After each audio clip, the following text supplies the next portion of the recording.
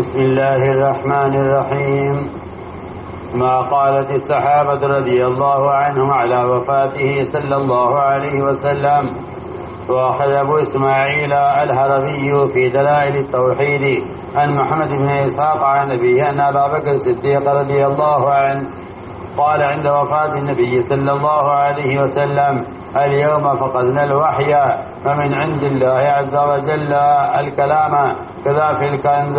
وأخذ أحمد عن أنس أن أم أيمن رضي الله عنهما بكت لما قبض رسول الله صلى الله عليه وسلم، فقيل لها: ما يبكيك على النبي صلى الله عليه وسلم؟ فقالت: إني قد علمت أن رسول الله صلى الله عليه وسلم سيموت، ولكني إنما أبكي على الوحي الذي رفع عنا. وعند البيهقي من حديثه قال أبو بكر رضي الله عنه بعد وفاة النبي صلى الله عليه وسلم لعمر رضي الله عنه: انطلق بنا إلى أم أيمن رضي الله عنها نزورها. ولما انتهينا إليها بكت، فقال لها: ما يبكيك؟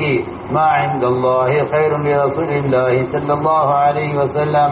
قالت: والله ما أبكي ألا أكون أعلم أن ما عند الله خير لرسوله صلى الله عليه وسلم، ولكن أبكي أن الوحي انقطع من السماء. فهيجتهما على البكاء فجعلا يبكيان كذا في البداية. وأخرجه أيضا ابن أبي شيبة ومسلم وأبو يعلى وأبو عوانة عن أنس مثله كما في الكنز، وابن سعد عن أنس نحوه.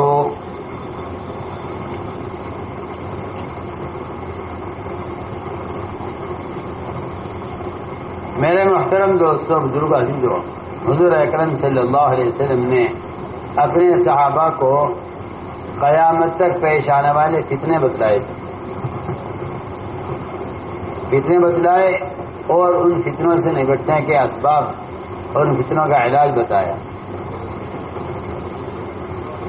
صحابہ اکرام آپ کی وفات سے ڈرتے اس لیے تھے کہ جو فتنے آپ نے بتلائے ہوئے ہیں، صحابہ ان فتنوں سے ڈرتے تھے، اس لیے آپ کی وفات کا خوف کرتے تھے۔ یہ جانتے تھے کہ آپ کی دن وفات ہونی ہے، آپ انسانوں کی طرح آپ انسان ہیں، آپ پر بہت تاری ہونی ہے، لیکن فکر اس بات کا تھا کہ آپ کے بعد آنے والے جو فتنے ہوں گے، ان فتنوں کا ہم مقابلہ کیسے کریں گے۔ صحابہ کو فکر اس بات کا تھا کہ آپ کے بعد جو آنے والے فتنے ہوں گے، ان فتنوں کا ہم مقابلہ کیسے کریں گے۔ حضرت صفیہ فرماتی ہیں: لعمری ما اذکی النبی لموتہ ولکن لحرج کان بعد کاتیا۔ شعر میں کہتی ہیں کہ میری جان کی قسم، میں اس پر نہیں رو رہی ہوں کہ نبی کی موت ہوگی، لیکن آپ کے بعد جو قتل و غارت گری ہوگی دنیا میں، جو فتنہ آپ کے بعد آئیں گے، مجھے ان فتنوں کا غم ہے اور ان فتنوں کا خوف ہے۔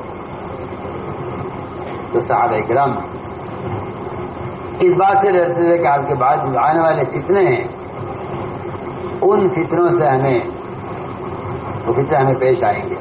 دوسری بات یہ ہے کہ صحابہ اس بات سے ڈرتے تھے کہ وحی کا جو سلسلہ ہے آسمان سے، وہ وحی کا سلسلہ آپ کی وفات پر منقطع ہو جائے گا۔ لیکن ایک بات ہے،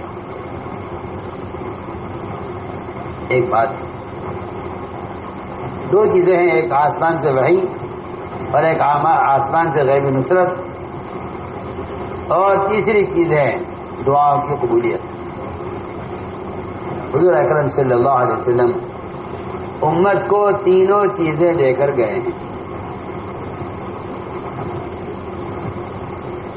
وحی منقطع ہو گئی، ٹھیک ہے، وحی نہیں آئے گی آپ کے بعد کسی پر، لیکن وحی منقطع ہوئی آپ کی وفات سے، وحی کی برکات منقطع نہیں ہوئی۔ اصل تو برکت ہے نا کسی چیز کی، عجیب بات ہے، وحی میں استمرار نہیں ہے لیکن وحی کی برکات میں استمرار ہے، بشرط یہ کہ امت دعوت پر مجتمع رہے۔ نصرت اور وحی کی برکت اور غیبی نصرت، وحی کی برکت اور دعا کی قبولیت، یہ تین چیزیں باقی رہیں گی آپ کے دنیا سے جانے کے بعد بھی، بشرط یہ کہ امت دعوت پر مجتمع رہے۔ اگر امت دعوت چھوڑ دی تو امت ان تینوں چیزوں سے محروم ہو جائے گی۔ یہ حدیث میں عرض کر رہا ہوں۔ آپ تو سمجھتے ہیں تبلیغ میں لگنا دین سیکھنے کے لیے ہے، اور بھی تو راستے دین سیکھنے کے ہیں، کیا صرف جماعت کی کام رہی ہے دین سیکھنے کے لیے؟ اور میں کچھ اور کہہ رہا ہوں، میں عرض کر رہا ہوں کہ اگر امت دعوت پر نہ آئی تو وحی کے برکات سے، دعاؤں کی قبولیت سے اور غیب نصرتوں سے امت محروم رہے گی۔ صحیح حدیث ہے جو میں عرض کر رہا ہوں کہ اگر امت دعوت چھوڑ دے تو امت وحی کی برکات سے اور دعاؤں کی قبولیت سے محروم کر دی جائے گی۔ تو میں نے عرض کیا بے شک آپ کی وفات صحابہ کرام کو غم اس کا تھا کہ وحی منقطع ہو جائے گی، لیکن اس بات سے اطمینان بھی تھا کہ وحی کے برکات ختم نہیں ہوں گی، اس لیے کہ آپ صلی اللہ علیہ وسلم آپ اپنی وفات کے بعد خالی ہاتھ چھوڑ کر نہیں گئے ہیں۔ آپ امت کو وہ کام دے کر گئے ہیں جس کام کے ذریعے امت وحی کے برکات قیامت تک حاصل کر سکتی ہے، اگرچہ وحی منقطع ہو جائے۔ فرمایا ابو بکر صدیق رضی اللہ عنہ، انہوں نے فرمایا آپ کی وفات پر کہ آج وہ غم کا دن ہے کہ آج ہم وحی کو کھو بیٹھے ہیں، اور آج وحی ختم ہو گئی ہے ہم سے، اور اللہ تعالی کی طرف سے جو تازی قرآن کی آیتیں آتی تھی اور تازے احکامات آیا کرتے تھے، ان احکامات کے نزول سے اور وحی کے نزول سے ہم محروم کر دیے گئے۔ حضرت فرماتے کہ آج کی وفات پر ام ایمن رو رہی تھی۔ ان سے کہا کہ کیوں رو رہی ہیں آپ؟ کہ آپ اللہ کے نبی کی موت کے ہونے کو یقینی سمجھتی تھی؟ میں نے کہا کیوں نہیں، میں خوب اچھی طرح یقین سے جانتی ہوں کہ اللہ کے رسول صلی اللہ علیہ وسلم کو موت ایک دن آنی ہے، لیکن میں رو رہی ہوں اس وحی کی وجہ سے کہ جو وحی ہم سے اٹھا لی گئی ہے اور وحی کا سلسلہ آسمان سے منقطع ہو گیا ہے۔ فرمایا ابو بکر صدیق رضی اللہ عنہ کی وفات کے بعد حضرت عمر سے کہ چلو ہمارے ساتھ ام ایمن کے پاس چلتے ہیں۔ عمر چلو ام ایمن کے پاس چلتے ہیں ان کی زیارت کے لیے۔ فرماتے ہیں کہ جب ہم پہنچے ان کے یہاں تو ہم سے مل کر رونے لگی۔ دونوں نے ان سے کہا آپ کیوں رو رہی ہیں؟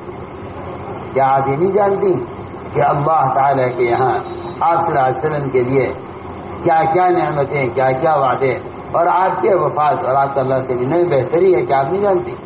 میں نے کہا خدا کی قسم میں اس پر نہیں رو رہی ہوں کہ میں نہیں جانتی کہ اللہ تعالیٰ کے یہاں آپ کے لیے خیر ہے، اور میں جانتی ہوں کہ آپ کی اللہ کیا خیری خیر ہے، لیکن میں اس پر رو رہی ہوں کہ آسمان سے وحی کا سلسلہ منقطع ہو گیا۔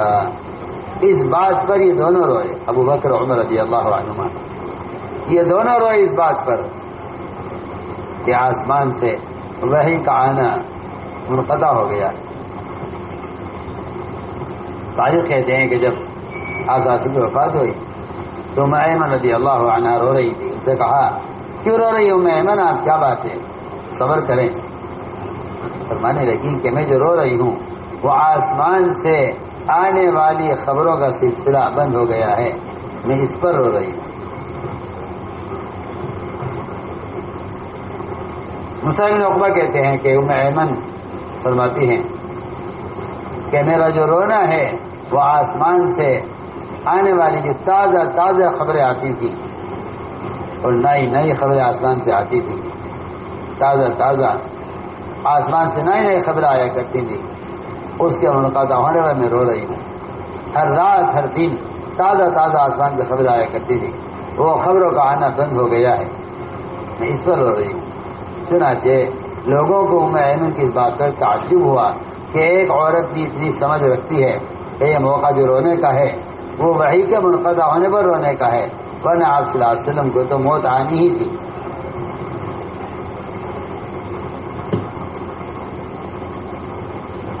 اللهم صل على سيدنا مولانا محمد وعلى آل سيدنا مولانا محمد كما صليت على إبراهيم وعلى آل إبراهيم إنك حميد مجيد.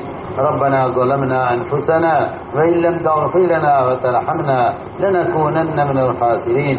اللهم إنا نستغفرك ونتوب إليك. اللهم إنا نستغفرك ونتوب إليك. اللهم إنا نستغفرك ونتوب إليك. ربنا آتنا في الدنيا حسنة وفي الآخرة حسنة وقنا عذاب النار. سبحان ربك رب العزة عما يصفون وسلام على المرسلين والحمد لله رب العالمين.